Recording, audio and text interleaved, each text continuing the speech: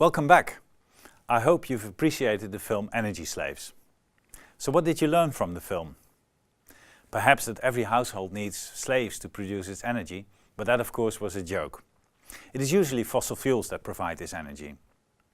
And we found that this amount of energy is immense. We would need many rowers to keep us going. We also saw that some activities cost more energy than others. And we noticed that a lot of the energy a house uses is often hidden, unknown. For instance, we saw one rower working all night to keep some appliances and building services going. Leaving equipment on or standby still demands electricity, around 10% of the total energy use. In order to understand this better, in this lesson we will go deeper into energy and power, which are two different units. Therefore, we have to go back to school to recollect some fundamental knowledge. First, energy. The unit for energy is joule. Other magnitudes of energy are expressed by kilojoule, megajoule, gigajoule, terajoule, petajoule and exajoule, the largest order of magnitude on planet Earth. When looking at buildings, megajoules and gigajoules are the units most used. Other units for energy are calorie or kilocalorie. The latter is what you usually see on the wraps of food. And an energy unit commonly used for electricity is watt-hour, kilowatt-hour or gigawatt-hour. Kilowatt-hour is the common unit for electricity use in buildings. Now let's have a look at the unit of power. Power is the energy used or produced over a certain period. So its logical unit is joule per second, for which we use the term watt. And just as with energy, power can be given different magnitudes: kilowatt, megawatt, gigawatt, terawatt, petawatt. For buildings, kilowatt and megawatt are the most common units. A different unit for power is the one it all started with, by Mr. James Watt, the horsepower. 1 horsepower equals 746 watts. Don't ask me why. A horse usually is stronger than that. Important to remember from this slide is that 1 kilowatt hour equals 3.6 megajoules, or in reverse, 1 megajoule equals 0.278 kilowatt hours. You will need this later when we do energy conversions. Here you see a table with typical values for power of human activities. We all use energy, even when asleep. Just sitting behind your screen, you already use a little over 100 watts. As you can see, judo is physically and energetically one of the most powerful sports. Not all power, however, is put into force and motion. Most of the 1150 watts is emitted as heat. The rowers we saw in the Energy Slaves film produced up to 350 watts, but in total it must have been at least twice as much, leading to a warm basement. On the right hand side you see the power of some equipment. Through LED, lighting has become up to 95% more efficient compared to old-fashioned bulbs. Mind that even a small car requires enormous power. About 100 horses. That's quite a carriage. Now let's have a look at fossil fuels.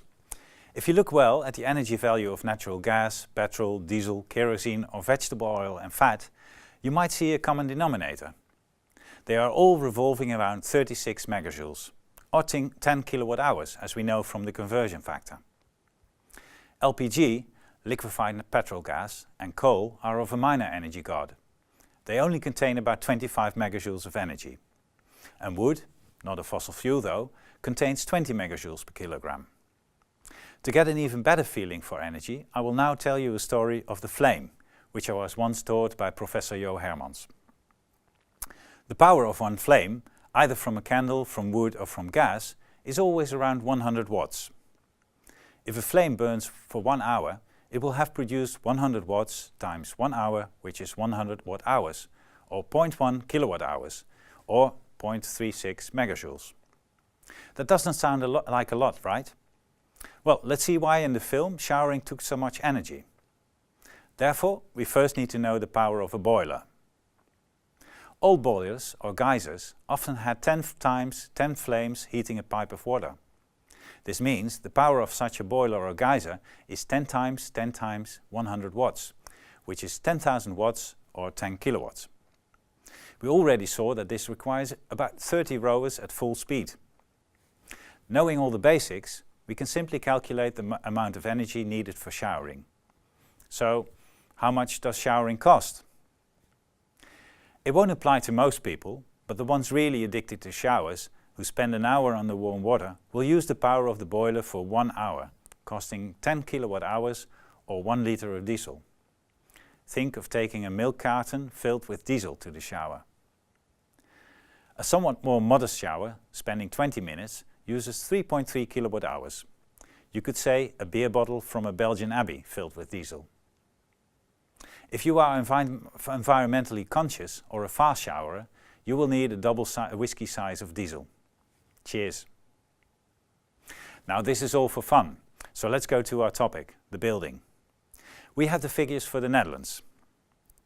How much energy does a Dutch household use? For their home, Dutch households on average need 1400 cubic meters of gas for heating, hot water and cooking.